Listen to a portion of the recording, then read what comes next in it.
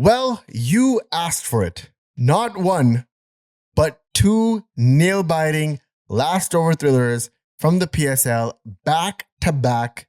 Some games, Bashar, we enjoyed. Some games we did not enjoy with our team.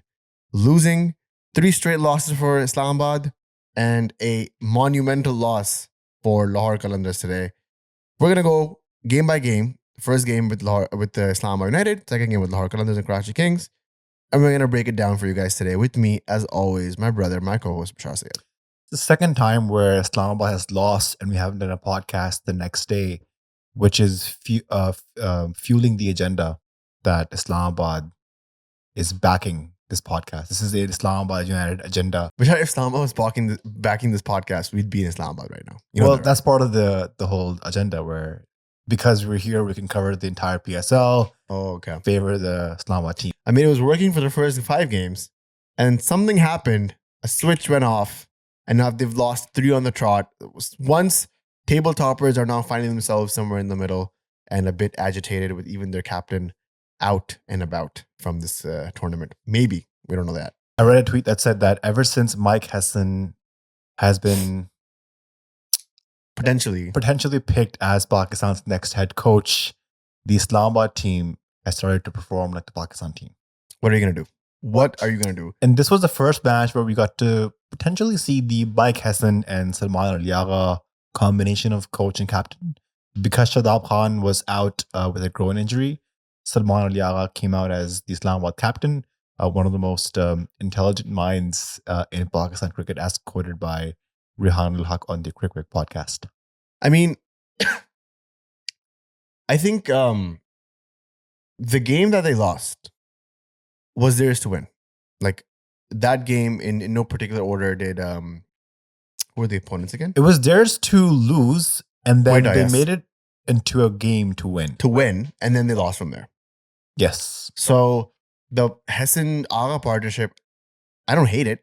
I think it's if a W had been scored here today, I think we would have been off to a really good start. But adversary is the way champions are made. Like the more that you face the odds, the more that you get the reps in for the L's, and then the less mistakes you make, but it actually matters. And speaking of less mistakes, Bashar, sponsor of this podcast, Sendwave, is bringing us, including us, and our viewers, $10 off with their code ScorePK. Did you hear about this? I did. What happened? It's. What do you mean? What happened? It's Sendwave all the way, baby. Sendwave is the app to use to send money back to Pakistan. I used Sendwave just this week, and I sent an amount that was over $100. So People are asking how much that amount was and who you're sending it to. I cannot disclose. You can't disclose. But Will you get in trouble if you disclose? No. Okay, No. fair enough. It's still legal. Still legal to Still send legal this to- amount. Okay. It was over $100, Yes. and because of that amount, I got a really competitive rate. And I also got $10 towards my first transfer because I used the code ScorePK. Now, I was supposed to send X dollars, but I sent X minus $10 because of the ScorePK $10. Or somebody received X plus $10. That's true. Right? Yeah. So if you're sending money for the first time, Sendwave is offering an amazing exchange rate of 288 PKR per USD for transfers over $100. The exchange rates do change if you're sending more money. That's just how these exchange rate companies work. The money transferring companies, that's how they make their money. So if you're sending a large amount, you will see a different exchange rate for yourself. Many people are already using different apps, and it's tough to move over. But with Sendwave's special discount for Backward Point listeners and viewers, ScorePK, if you use that, you get a $10 bonus on your first transfer. And then you get those competitive rates that I mentioned on the top of the ad read. Honestly, if you don't even need the money right now, all you can do is apply our code ScorePK for a $1 transfer fee. You won't, the receiving person will receive $11, and it's nothing out of your back. One of So, our patrons, Hamza, just used ScorePK. I'm going to follow up with him yes, to see how his experience was. 100%. So thank you for Sendwave for sponsoring this podcast, and let's carry on with the debacle that was the Islamabad United versus Quetta Gladiators game. As a fan, Bashar, I was really happy that this game happened. As an Islamabad fan, kind of gutted. Well, there's a few things to worry about if you're an Islamabad fan. The first and foremost thing is Shadab Khan's injury. Last match, before this one, he picked up a groin injury while batting and did not bowl in the overs. And in this match, he has been sat out as a precautionary measure. He's been had some scans. Those scans were sent to doctors in the UK, and we are still waiting on official reports to what has actually happened to Shadab Khan. What is his availability like for the rest of the tournament? Shadab, to remind you all, is a integral figure in Islamabad United's team as a bowler, as a batter, and most importantly, as their captain. Somebody who understands data, somebody who knows all the matchups at the back of his hand. Shadab, right now, is the most economical leg spinner amongst the top 10 wicket takers in the PSL. And for bowlers who have had 50 wickets or more in the PSL, he has the lowest economy again as a leg spinner. So his performance for the Pakistan team on one side, but he is again a PSL legend. I think it's actually, we've talked about how Islamabad United has like a backup of a backup of a backup in this squad, and that's just how they play the draft is so efficient that they basically have stock people in case of emergencies like this, and they kind of have a backup of Shalab in Agha being the national team T20 captain, and also having a very sane head and being in the Islamabad setup for such a long time and being under Shadab's wing and working with Hassan last year as well. He's kind of the natural successor, and not only that, he gives a little bit of levity, I believe, on the field. Not that Shadab was a bad captain or anything, but just like a change of pace for Islamabad United to see Agha in the captaining hat. He's not done a bad job.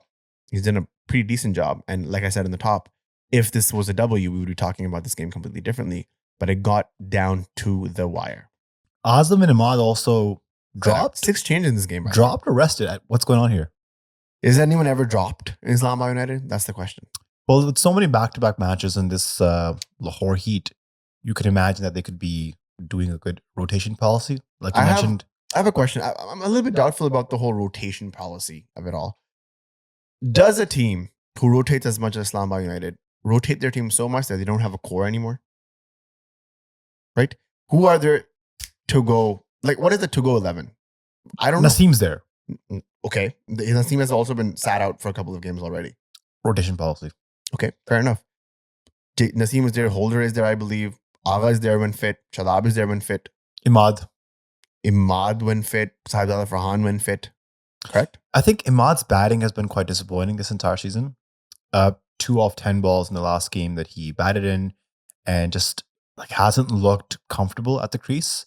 And when they replaced Imad with Nawaz in this match, he immediately performed, scored a impactful 49. No, that's why I was also kind of gutted, because this was supposed to be Nawaz's game, like player of the match type of runs, performance. Wickets, catches, runouts, like the entire package. This is what you want from your middle order batsman / spinner, right? He's taking wickets, he's being economical, taking catches in the field, which is very, very. We'll come to the catches like really quickly, because that's exactly where the game was lost. But it was very important to take those in the middle, anyways.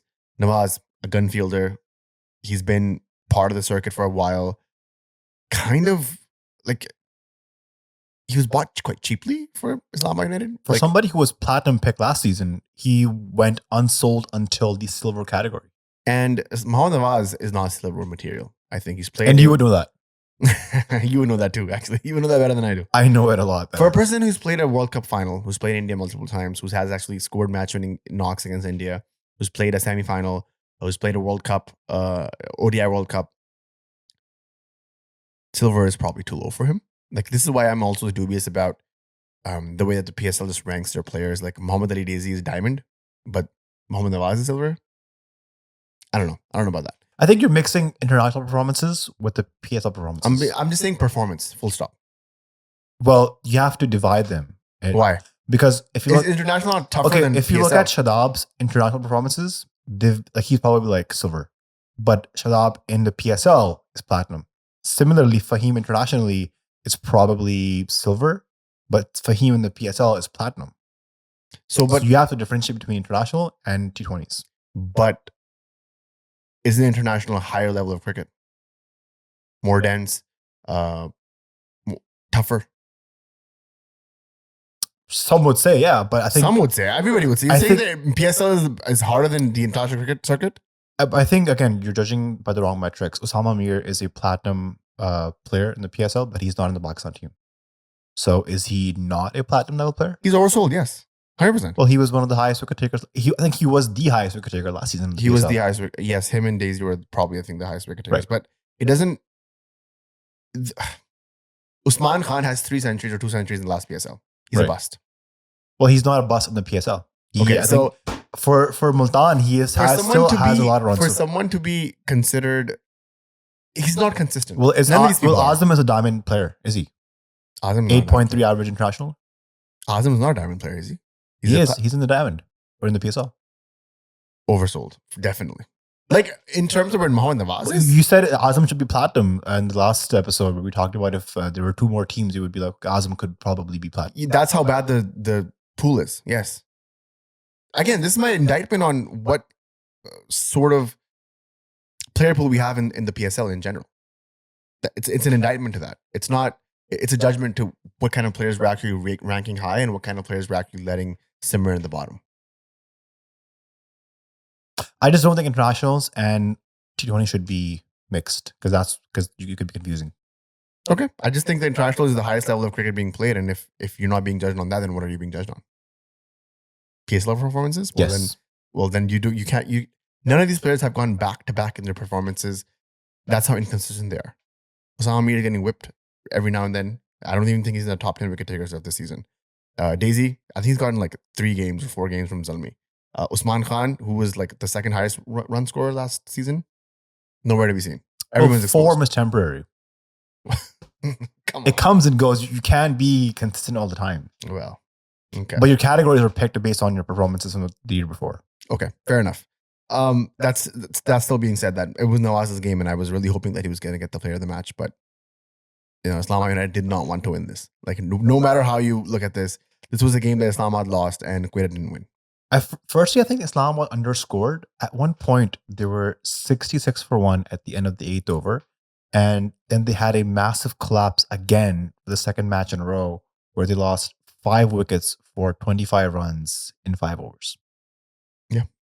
I mean, I don't know, man. Like their middle order has not been clicking, and it's only the top order has been saving them for a very long time. It's like a very Pakistan-centric situation where the national team was similar, where it was Rizwan Babar scoring runs from the top, and then the middle order, whenever exposed, would like shattered like this. And that's why I was really glad to see some sort of resistance from the end from a Mohammad Nawaz. What did you feel about Haider Ali coming at number 8? Because that was a lot of criticism. I was just gonna say that's insane to me. But at the same time, I think Agha was saying that like a decent holder came at number 9. That doesn't mean he's a number 9 batsman. It's just that we have too many options, and like we have a very deep batting catalog, and the number doesn't actually define what we think about the player, which I thought was a good answer. I think Haider Ali has redefined himself in the past year or so as a middle to lower order finisher. And that's why they wanted to just give Haider some more time to come in toward the last 6 or 7 overs. That would be his entry point, and then he would just go ham towards the end, but didn't work out. He got 8 deliveries, scored 10 off of them, 1-6.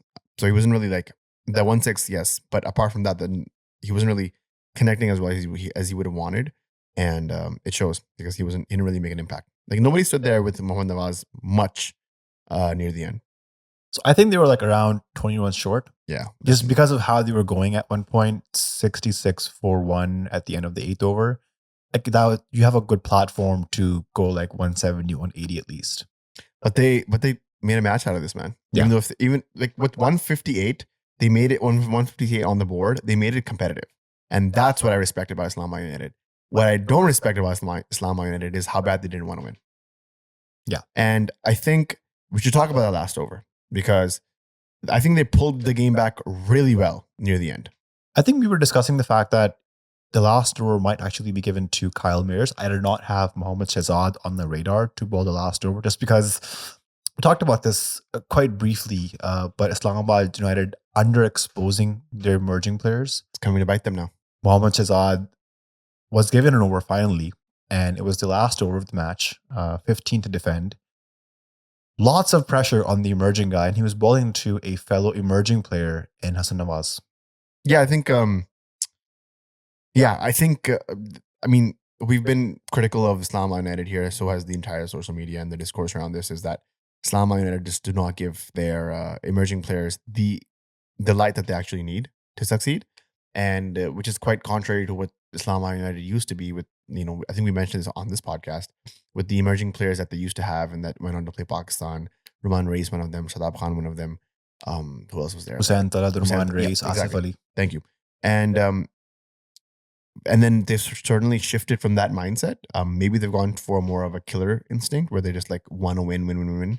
And because they've already have a taste of a championship last year, they want to do it again. So, but in order to do that, you have to carry an emerging player, right? With regardless every single game. Why not give them game time and actually blossom them into somebody who can come out and defend 15 odd in the last over, right? I think if you wanted to start with Kyle Mears, right, you gave him the first over, then he should have bowled the last over. That's my opinion. If not, then you should have started with Shahzad. Or you should have started. I don't know if he can bowl the new ball. Exactly. If not Shahzad, then you should have bowled normally with Naseem Shah and had Shahzad come sprinkle a couple of overs in the middle. So you had a little bit of leeway there.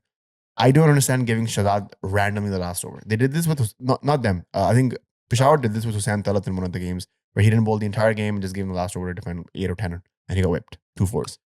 I'm just glad that Mohammad Nawaz had his 4 overs in. Otherwise, we've seen in the past where teams have looked at Mohammad Nawaz to bowl the last over. He's a spinner, but also he's become a death over bowler. Question. What about Agha himself?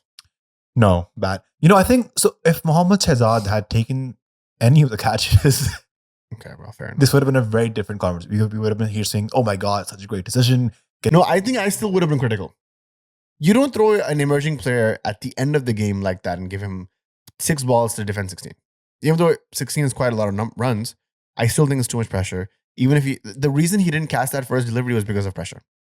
Now, what happens after that? Bishar, we can go ball by ball if you want. I think we should talk about the 3 drop catches in just individual events that happened.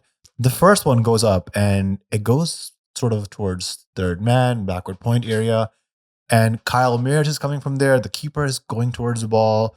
There's, I think, maybe a short third man going towards it.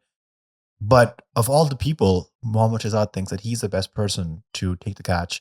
And he goes towards the ball as a bowler from the running end towards the ball and gets underneath it, but shells it. I think that was probably a catch for the keeper or Kyle Mears, not Mohammad Shahzad. But he got comfortably under there, Bishar. I agree with you, by the way. But I think if he's already gotten under there, you're supposed to cast this. This is not international cricket, but this is like professional league cricket, right? This is not some like Quetta village cricket that we're watching. This is it, right? After this, you play nationals.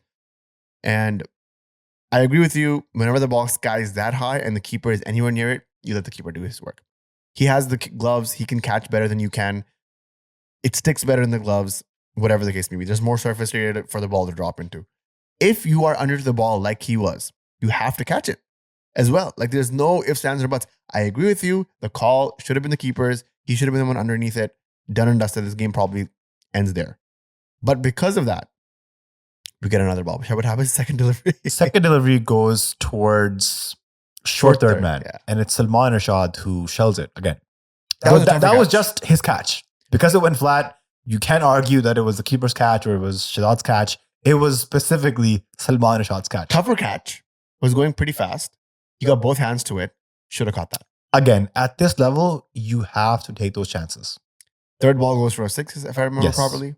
Fourth ball, skies it again. What happens? Now, this one, again, goes towards the short third man area, and Salman Rashad is getting underneath it. At the same time, Andres Gauss is going towards the ball. I don't think either Salman or Gauss have called for the ball. Salman Rashad gets underneath it. At the same time, Andres Gauss gets underneath it, and it hits Salman's hand. I think they collide. They collide. The ball is dropped, and they run 2 runs. That is the most Pakistani thing I have seen in my entire life. It reminds me, quite funnily enough, it probably reminds you of this too, Bashar. Shoaib Malik, Saeed Ajmal running together, ball drops. There's this one clip that keeps getting re-viral on the internet. I think it was like some 2000 or 2001 ODI game. It was in Pakistan versus England. Do you remember this? And Shaheen Afridi caught out delivery on mid-wicket, I believe, running in. Right, it was Marcus Trescothick batting. Trescothick was batting. Saklan bowling. Yeah, Saklan was bowling, but Afridi runs in. I think he collides into Shoaib Malik, I believe. Catches it, Shimalik is down, full Amir Shadad moment for him, but catches it. This is history, legacy, parampara for Pakistan cricket, basically. We always do this. Actually, quite funnily enough, I remember a moment where you and I in Karachi once were playing table cricket, ball skies high. We both ran into each other trying to catch it. Okay, I don't This was recall in this. H Park. Okay. This happened, 100% happened. Okay. We ran into each other, Nice. catching the ball. Nobody called. And I've also noticed whenever I've played cricket in Karachi or I've played cricket even out here in Canada, the ball skies high, nobody's calling for it. It's like everybody thinks the ball is going to come to them and they're just like chill and then boom, collision. So this is basics, Bashar. This is like the 101. This is third lesson of cricket. When the ball is up in the air, call it. And I think it's the first one to call it. It's theirs. They run 2 runs, and then we were watching the match in the car, and I told you Hassan Nawaz will hit a 6.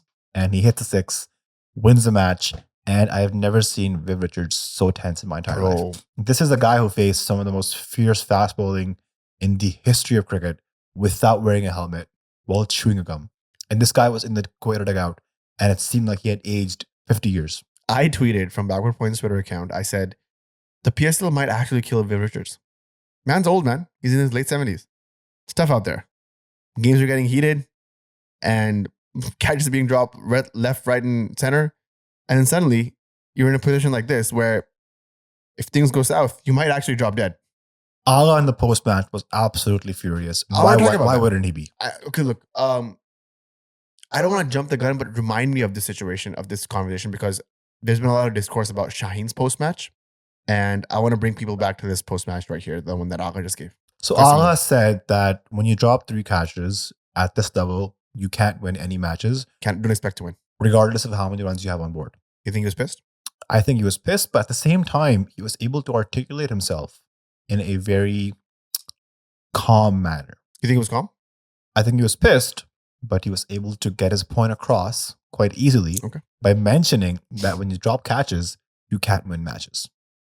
That was not, I did not intend that to rhyme. Okay, man's Dr. Seuss now. All right, we'll come back to this. This might be how we end the podcast at the end. Islamabad find themselves losing by 2 wickets to Gladiators, and then the table shifts quite dramatically for them because once tabletoppers now find themselves at number 2 and Quetta inching their way to number 1. Now, that's the end of the United versus Gladiators game, a game that you and I, still being United fans, thoroughly enjoyed. I thought it was a really good game of cricket. Twists and turns and drop catches and getting close, and Hassan Nawaz kind of was deservedly winning the player of the match there. I thought it was fun. I agree with you. I think a match like this was needed for the PSL to just get some more spark.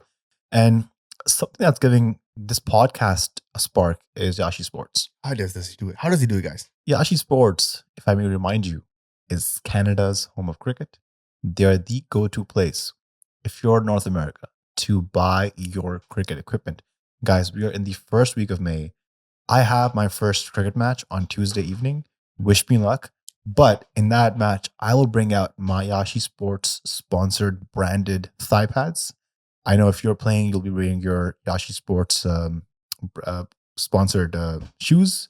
A6 Gel but Peak apparently I'm not 6. playing on Tuesday. Selection has not been made. But I'm speaking to the captain of my team. But if you do select Yashi Sports, you can use the code BP10 and get 10% off towards your first purchase. And if you don't, I totally understand because you and I will be in the same boat on Tuesday, watching Share play and not playing together. Anyways, moving forward, thank you, Yashi, for sponsoring the podcast as always. Moving forward to tonight's game, Lahore Qalandars versus Karachi Kings. The Pakistan Derby, as it's called. Man, I don't know what to say. I was low-key following this game, low-key not following this game. As soon as the rain started pouring in and the overs got reduced, kind of lost interest. But allegedly, Vishal, best game of the season? A really good game. I was watching towards the end. I mean, I watched the entire match. But towards the end, I zoned out because I was like 48 off 18 balls. I don't think Karachi can chase this down. Did you get any PTSD? I did. I was basically on my phone scrolling and watching the game. It wasn't playing in the background. And then as soon as Irfan Niazi started smacking those sixes, I was like, holy cow. Wait, I think we're jumping let's go innings by innings. Let's talk about Lahore's innings first because I really want to talk about Mohammad Naeem, who has finally showed up. Well, he was dropped at the beginning. So that's fair. Very simple dolly catch drop by Amir Jamal when he was, I think, on 10 or 12. So had Amr and Jamal caught that, it would have been another quick finish to Naeem's innings. You missed 100% of the chances you don't take, Bashar. Naeem's taking chances. He's getting luck favors the brave as well. Those are two of my quotes of the day, by the way.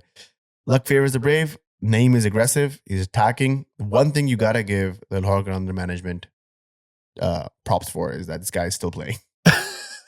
We would have dropped him like 4 games ago, and that would have been on us because he basically gave them the platform, the start to go out there and get 160 and 15. Like that's an insane number in 15 overs to get. Back-to-back 50 for Naeem. Yeah, and he's proving himself. Whatever the management saw of him, he's proving himself now. I do think he is he plays a lot of risk cricket and he gives a lot of opportunities. So if he plays against better oppositions and they take their chances, he could again have like a very short-lived innings. But I guess from the LQ point of view, even if he does get out early, Abdullah Shafiq is. Yeah, I agree. It's high-risk cricket, and games like these pay it off. Also, he wasn't playing against some random bowling attack. I think Karachi has some of the best bowling attack this entire PSL, with Hassan Ali being who he's been, and Mir Hamza swinging it back in.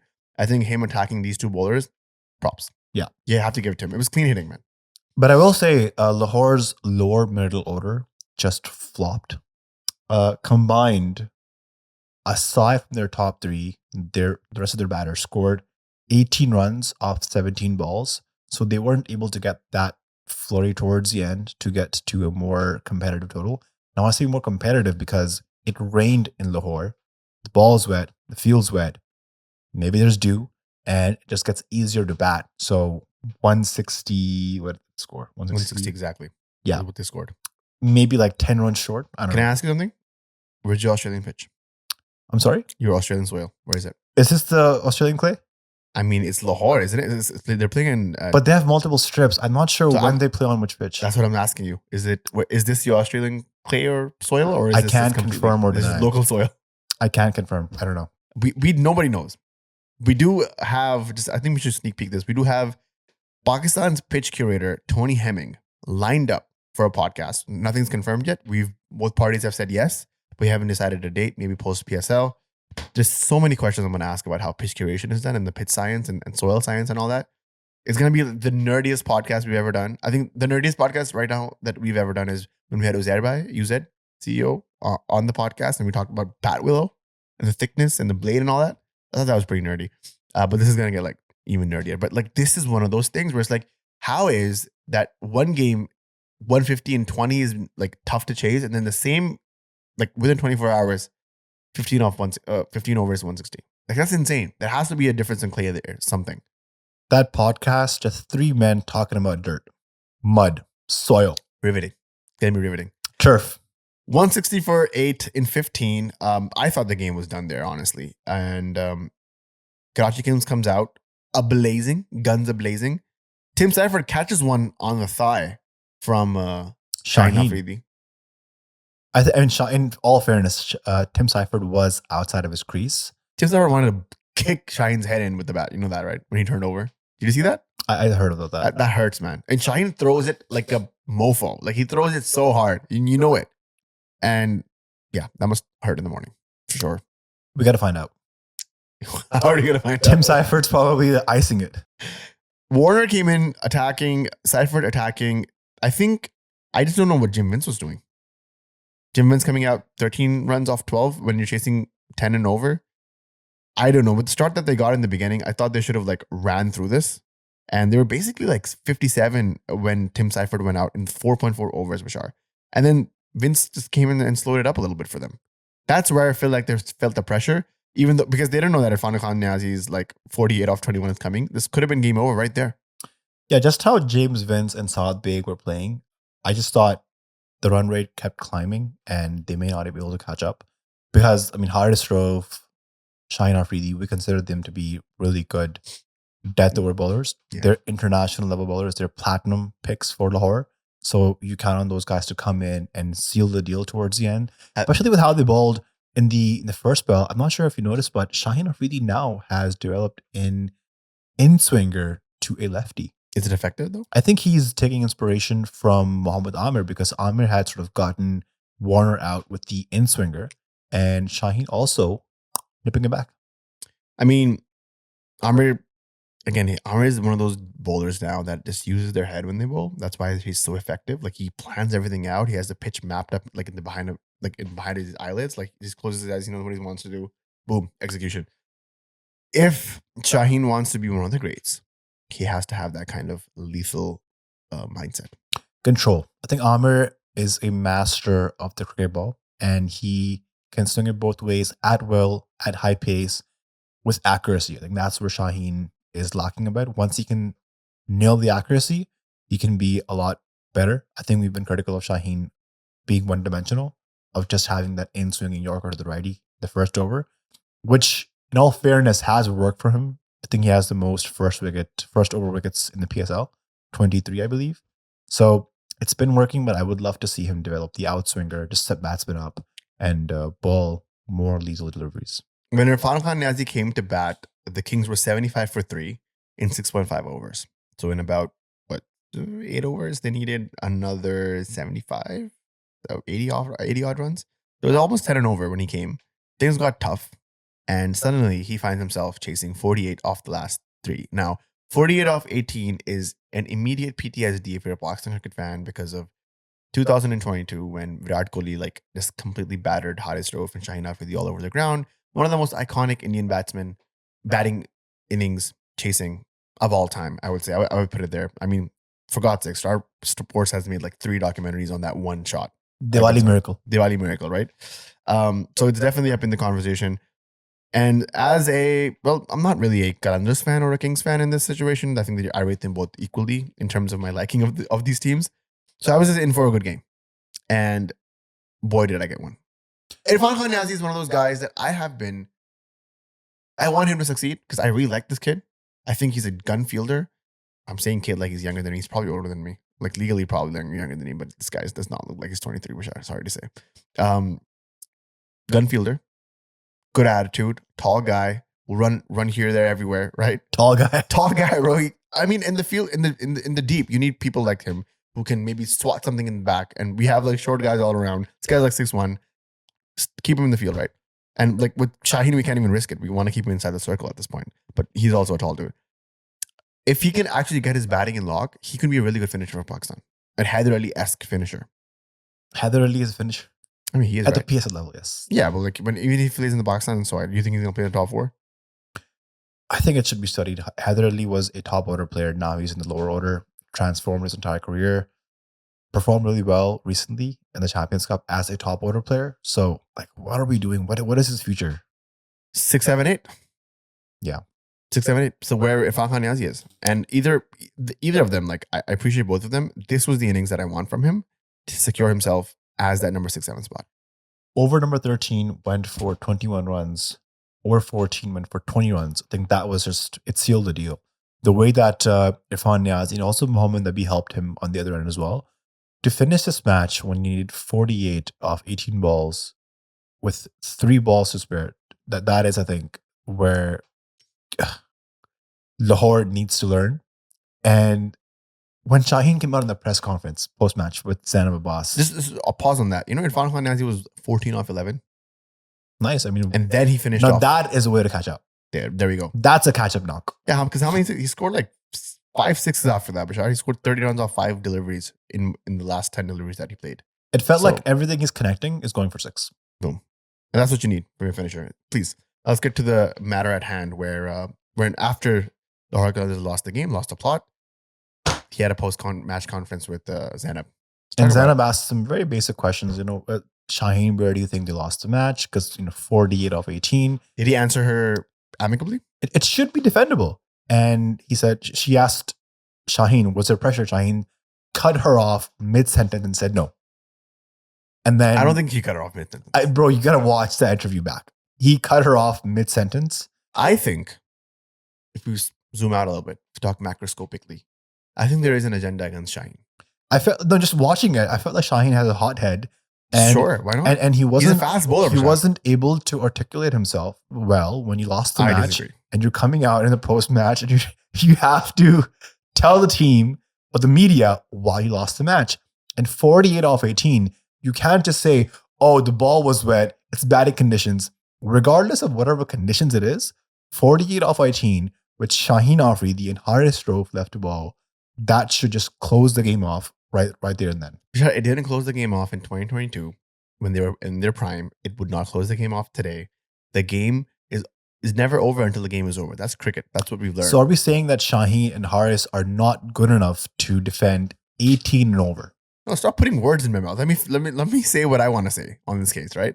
You're making me into a hothead now. Shaheen Afridi, my analysis of this whole situation is that there is a fraction of the internet that really dislikes Shaheen. I don't know if there's pro Bobber and that's why they're anti Shaheen or whatever the case may be. There is not a consensus, I would say, but there's an idea floating around that this man's a hothead.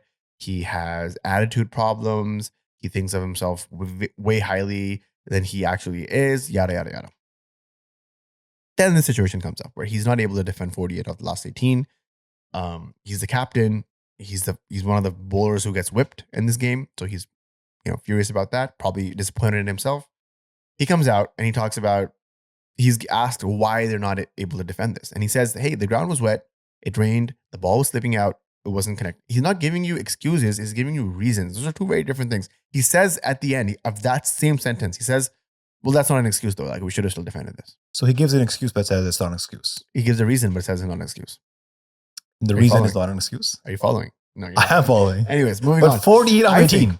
I think people are making out this whole Zainab Abbas interview too much. Okay, this is a Pathan guy. Naturally, they're hot-headed.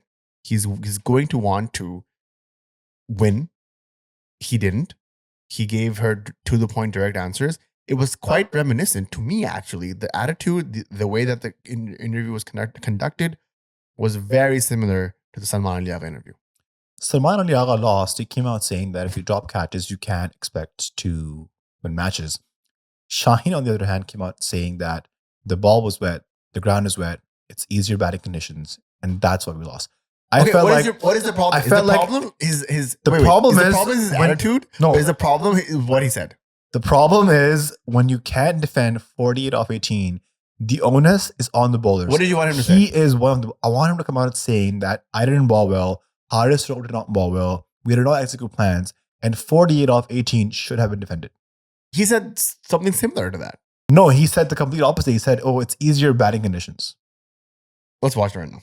Sure, live reactions. Right now. Let's do it. But it's going to make so much editing worse for me, but I'll do it. I don't think the mic's going to catch the audio. Even if it does, I think we're good with copyright because the PCB is not catching this. Okay. Nobody watches the podcast, guys. Yeah, especially now that we're banned. Are we banned? We haven't been banned I don't think we're banned. Not yet. Where was this? Was in the group somewhere.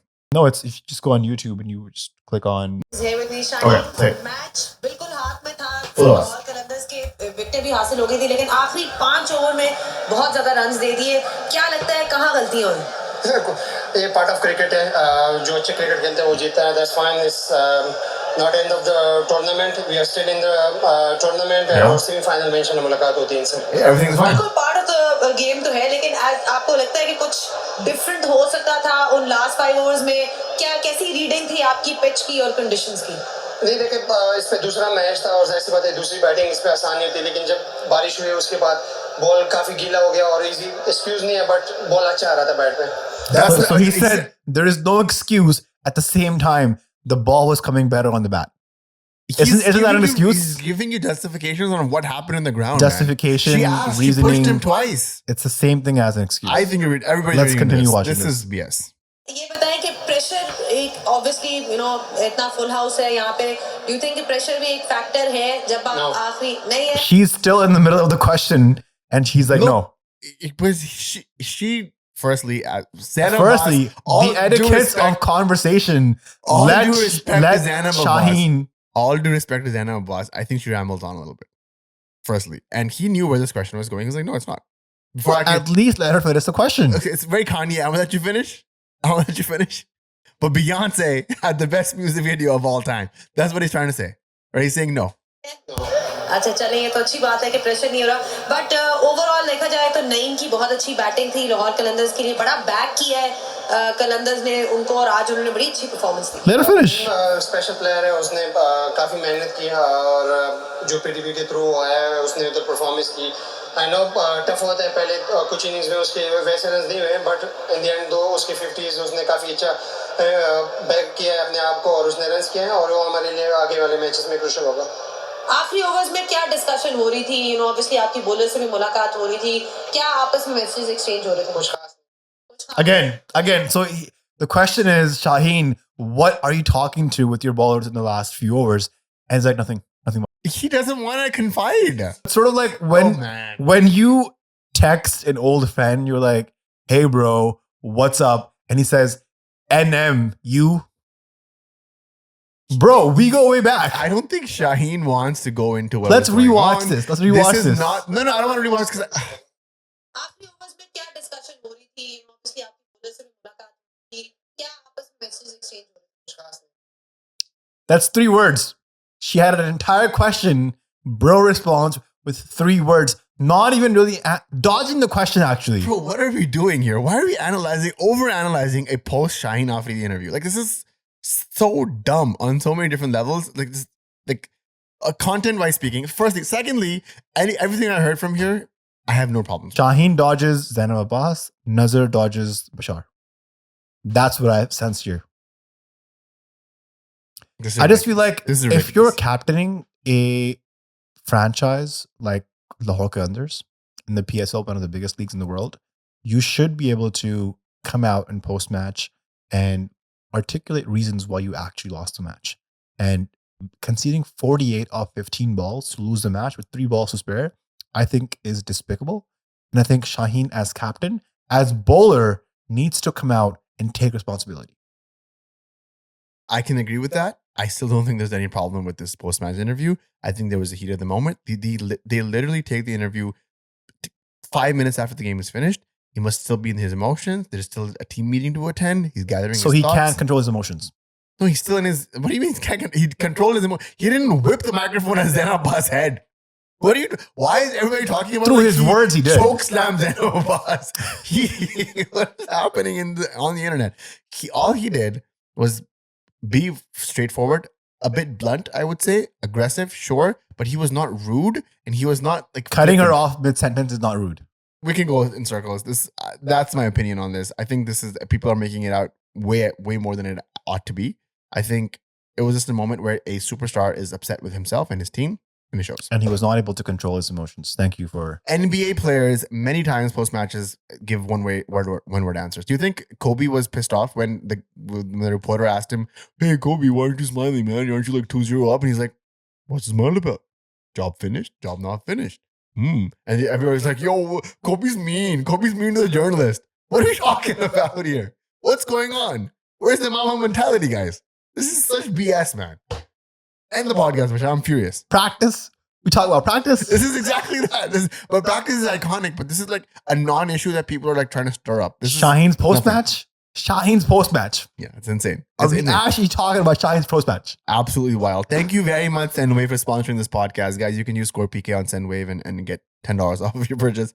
Thank you, Yoshi Sports, for always sponsoring the podcast. You guys are great. Use code BP10 there. Thank you for the Patreon members. Patreon actually had quite a kick on this. They were going off on this interview. I read this because I wasn't part of the conversation, but I read it after the fact, and I agree with some of them. I disagree with some of the others. And yeah, everybody chill out. It's just a post-match. We're going to be back here tomorrow after the game. So chill. All right. See ya. See ya.